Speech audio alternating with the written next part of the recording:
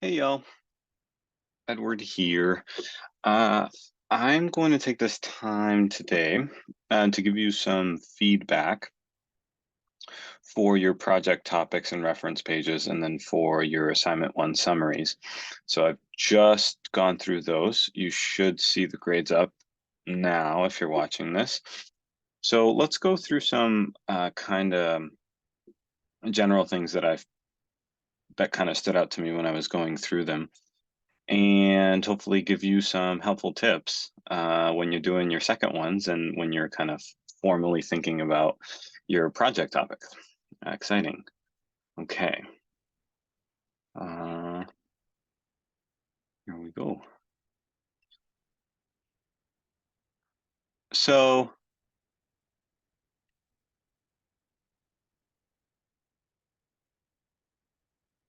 first part is the reference page. So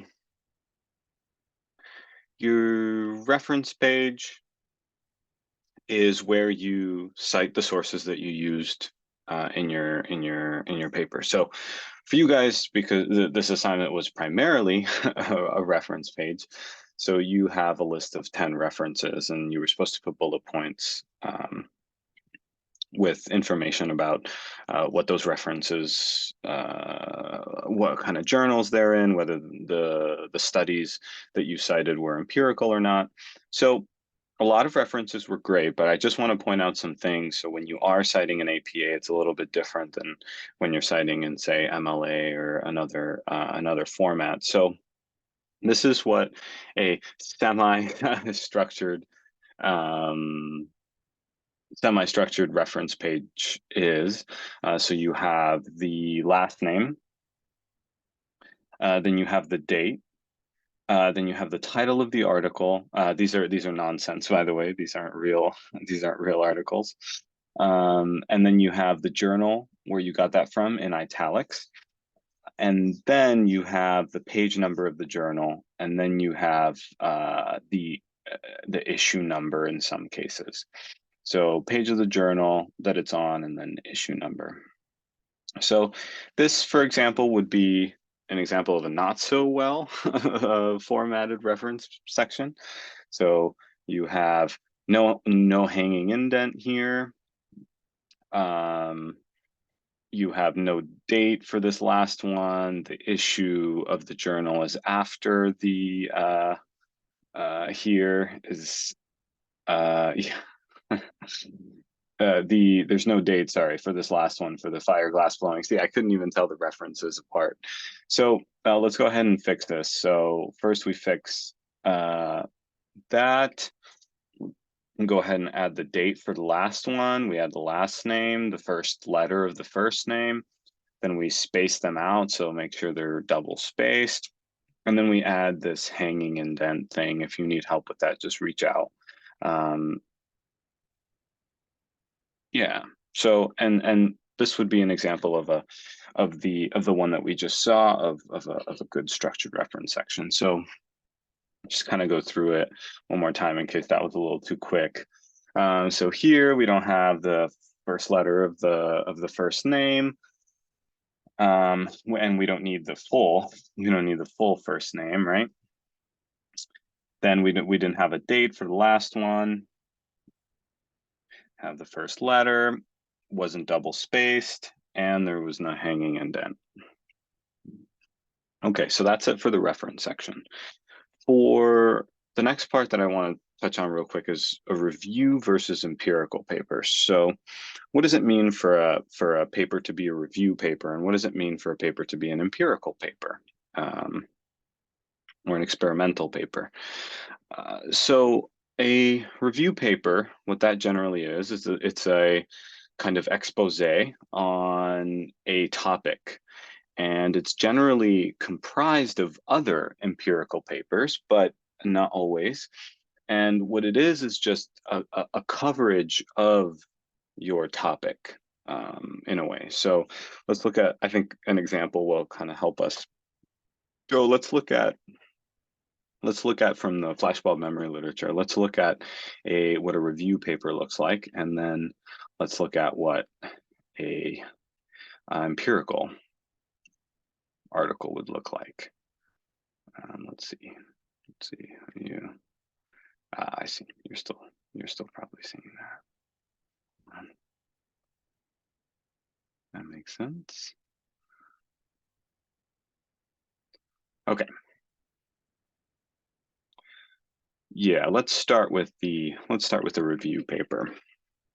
So this is a review paper on flashbulb memories, and flashbulb memories are memories for the circumstances of events in which you found out about a socially important large event. So most common, like, I don't know, Kobe Bryant's death, 9/11, although we're a little too young for that example. Um, the original examples are like the Kennedy assassination, the landing of Apollo, so stuff like that. So large scale events, but the flashbulb memory is actually the circumstances in which you learned about that event. So whether, yeah, whether mom told you or you got it from the TV. Okay, but the real difference, the real thing that I wanted to touch on here is what is an empirical paper and what is not an empirical paper. So in this case, this paper is a review paper talking about flashbulb memories. So it begins with where you were, blah, blah, blah, blah, blah. It begins with the first Brown and Kulik 77 paper, talking about that. Then it goes on to talk about unique memory systems, blah, blah, blah. And so this would be a review paper. So it's talking about different facets of flashbulb memories, so different parts of flashbulb memories in trauma, concluding remarks, future directions of flashbulb memories, right? So these are kind of the subheadings that you typically see in a review paper. So it'll be something like an introduction. Notice the introduction does not have a label. It's just kind of gone into. The introduction, and then these small points about tangentially or perhaps not tangentially related concepts to the original topic. So this is what a review paper looks like. Now, let's switch over, same topic, flashbulb memories. Now let's look at a empirical study on flashbulb memories. So here, Tallarico and Rubin looked at flashbulb memories and their decay over time. And so as you'll notice, right, we also have an abstract. So if we want to compare and contrast, there is also an abstract. So that's not a good way kind of to tell unless you read the abstract, whether, so just the absence, all papers have an abstract. So I guess it's not a good way to differentiate between review and empirical papers that way.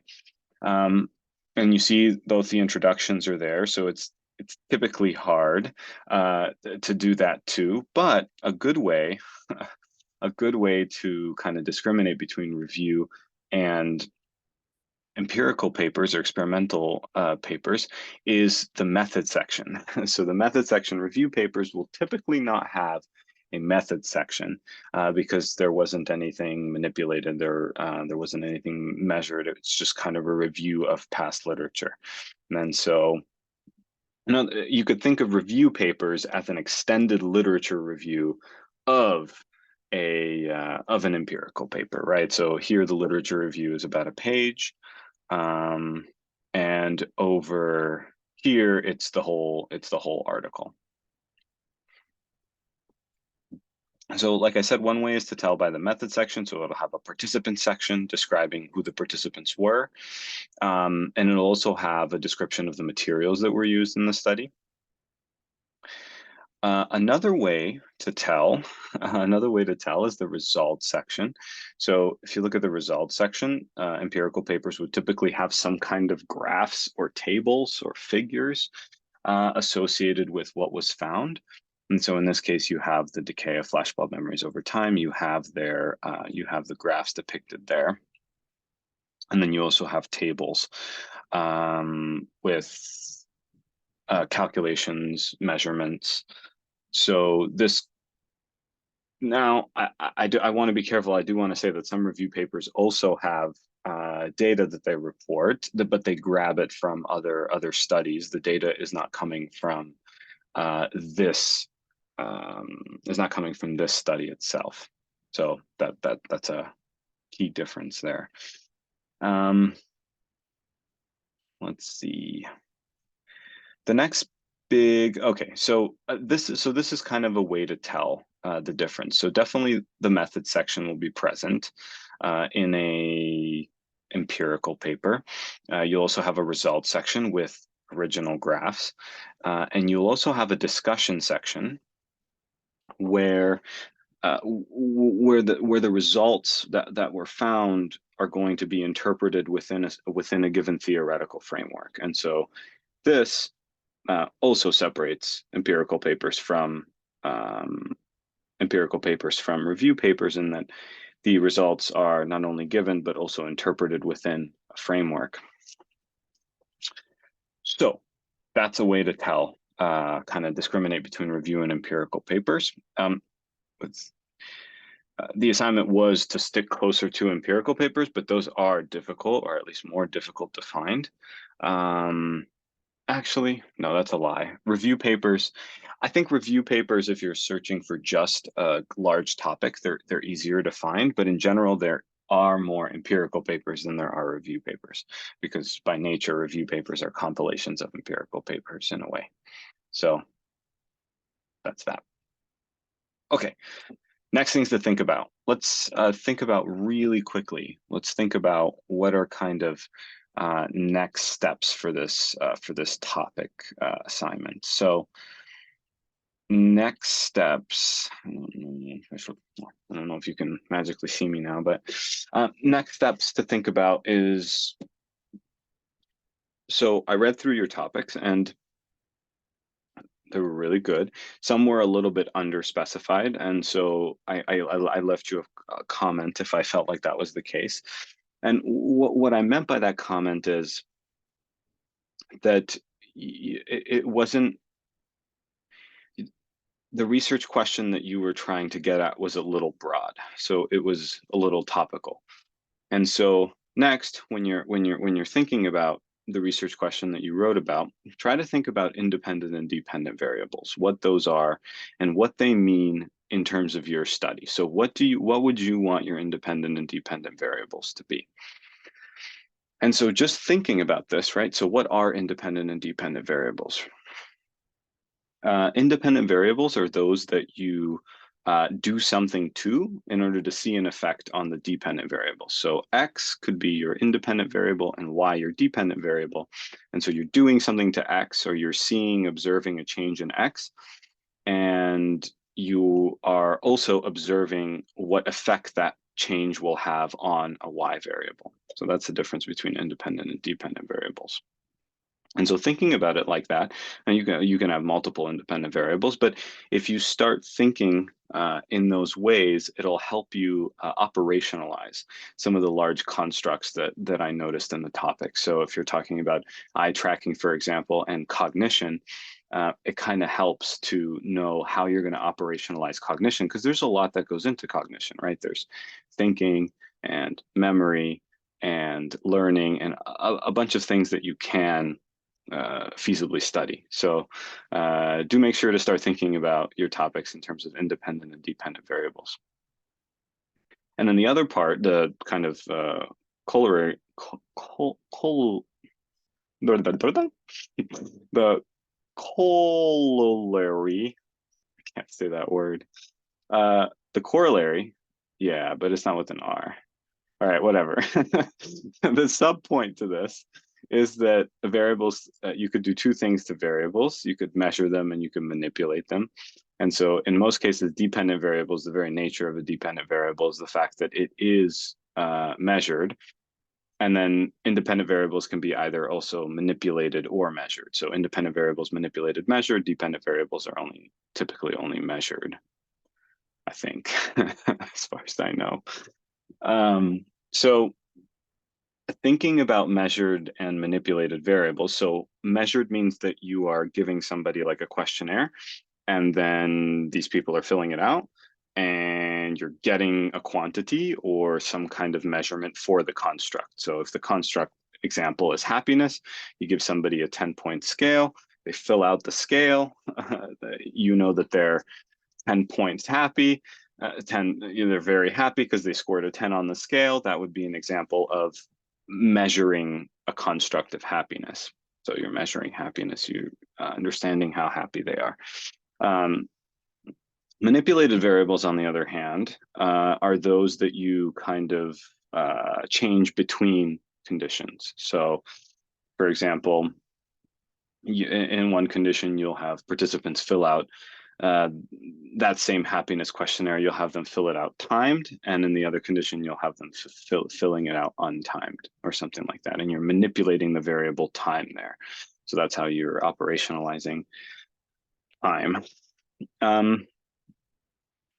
So try to think about, basically the overarching point here is that when you keep thinking about your topic, try to now think about it in terms of what do I want my independent variable to be? What do I want my dependent variable to be? And that'll be very much determined by what are you trying to get at? And so I think this gets at my next point, is what cognitive phenomena are you interested in, right? So if you're interested in learning or memory or thinking, how we think about stuff, right? Then you can structure your research question in a way where your independent and dependent variables actually tell you something about the phenomena that you're interested in, right? And so then you can use eye tracking as a methodology. So that opens up eye tracking as a feasible way for you to measure some cognitive construct that you're interested in. So for example, if you're interested in attention, let's say, and you're interested in how we do disjunctive and conjunctive searches, let's say, in a visual field, and that's something you're interested in, well, and you want to use eye tracking as a methodology, you could operationalize, right? You can operationalize, it means how you're going to measure that construct, how you're going to measure attention. Well, you're going to measure it based on how long, let's say, a participant looks at a given thing in the visual field. And so there, right, what we've done is we've kind of operationalized attention in a way where we're using eye tracking as the measurement and also as the methodology to try to get at a higher cognitive phenomena called attention. Okay, so attention is that construct. The way that we're measuring it is through, let's say, not response time, latency of latency of duration. Let's not do latency. Let's do duration of eye stabilization. I don't know. Duration of visual. I don't want to use the word attention. Duration of. It's going to be a funny video. Duration of time you spent looking at an object. We'll make it simple. So the construct is attention. The measurement is how long you spent looking at an object, and the methodology that you're using in order to measure that is eye tracking. Okay, there we go. I finally spit it out. Okay, so that concludes us talking about the topics and references. So if you have any questions, do reach out about those. Grades should be up. Okay, general feedback. So the general feedback that I just gave you kind of goes for both of these things. So there were a few overlaps that I noticed between grading that one and this one.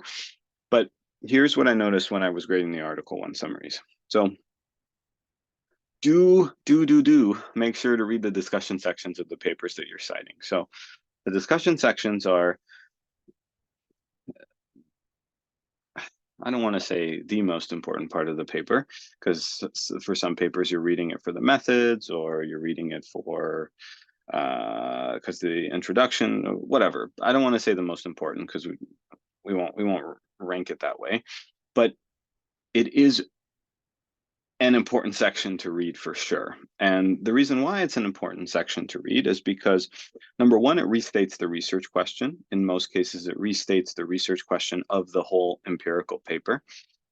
Number two, it gives you the results, again, of the paper, and it's not stats, so much stats heavy. So if you're having trouble with the actual results section of the paper, The discussion section summarizes those results, or at least the most important ones that you need to pay attention to. So that's the discussion section. That's the results. And then probably the most important point of a discussion section is to actually interpret the results given in a research paper within a given framework, within a given theoretical framework, or embedded in other research. So the discussion section is important for that reason, because it gives you an understanding of how those results are interpreted. In most cases, you can be given results, right? So I could find that you spend more time looking at zebras than giraffes, let's say. And you can also find that people spend more time looking at zebras and giraffes. But in my case, maybe I'm explaining that because zebras have, more vibrant patterning and patterning, and so we kind of we're more attracted. Let's say I say that we're more attracted to black and white stripes than we are to giraffe spots, right? We see black and white more in our everyday, so we're for some reason attracted to that more. Okay. And you say, well, actually, I think we look at zebras more, but I think we look at zebras more just because, I don't know, they were presented mostly on the right, and we have a right bias for our right visual field. And so we were looking at zebras more. And so that's the important part of a discussion section, is because in those two papers, let's say, I would tell you why I think the zebras, why we're looking at zebras more, and you'll tell me why you think we're looking at zebras more. And that's when the actual fruitful conversation can begin between researchers, okay, is in the discussion section. So read the discussion section. Okay. Some large text. When proposing a new project in the line of research that you're reading make sure to make it substantive. So when you do propose a follow-up or an extension of the research that you read, make sure that it's substantive. Make sure that it's not just like using a different group of participants or using more more participants, right? Oh, well, this study used only 20 participants and I'm going to do it with 30 participants, okay? Or this study used 50% women, 50% men. Typically it doesn't happen. Let's say the study used 75% women, 30% men. So now I'm going to switch things up. I'm going to make those sexes equal. And in my study, so that's not, although you are changing something, there needs to be a theoretically justifiable reason why you think that this part of cognition is different in women than men in order to equalize that in another study. And so do make sure that when you try to extend when you try to extend research programs, just make sure that you're doing it with substantive things. So an example from the flashbulb memory thing that we just looked at, this would be something like in flashbulb memory literature, typically vivid episodic memories aren't distinguished from flashbulb memories. And so this paper will look at, or this idea will look at what makes flashbulb memories different from just very vivid memories, right? And so that's a theoretically motivated question. And then it also extends on the paper that we just read. The paper that we looked at, the empirical paper that we looked at, the Tallarico paper. Okay. So that kind of concludes the general feedback for both of those things. Let me just quickly tell you the stats. So it was fairly normally distributed, although it was truncated. So I'm sure that if we had more people getting zeros and more people getting hundreds, it would be fairly evenly distributed. So here we could report the mean, what I'm saying basically, because the distributions aren't skewed. So the mean was 42, the median was 43, so about 85, 86% for those, which is high. Let's make sure nothing's fishy going on. So And then lastly, I want to say that I made a Google Drive folder for this. I called it Wandering Eyes. And here's the link for it. And I'll also send it out when I send out the notification that I made this video. So what you'll find there is a copy of these slides handy, and the video will also be uploaded here.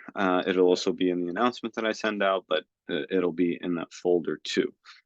Okay, and so that kind of concludes that. So what do I want to say? Final remark.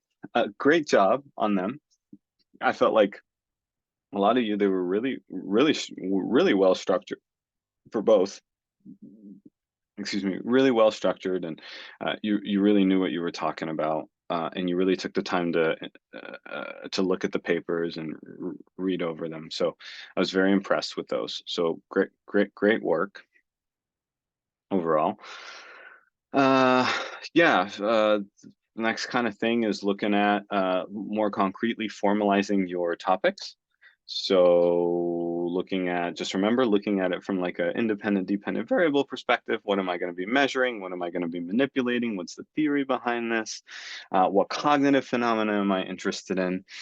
So thinking about stuff like that with your topic will, I think, be really helpful. And then for article summary 2, just keep doing what you're doing. Read the paper, try to understand the methodology, write about it in as best as you can. Use kind of curt scientific language for that. It's not narrative writing.